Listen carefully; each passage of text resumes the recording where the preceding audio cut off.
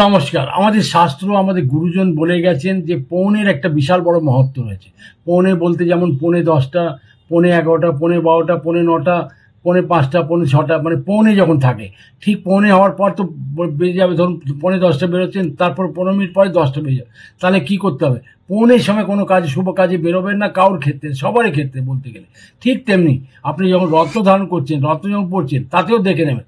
তাতে পৌনে ৫ যেন না হয়, পৌনে ৬ না হয়, পৌনে ৮ যেন হয়, পৌনে ৯ যেন নয়, পৌনে ১০ নয়। ঠিক তেমনি আপনাকে পড়তে হবে কোনটা, প্লাস করে নিন। ৫ যেমন হচ্ছে, ৫-এর সোয়া ৫ পড়তে পারেন, ৫.৫ পড়তে পারেন, ৫-এর উপরে পড়তে পারেন।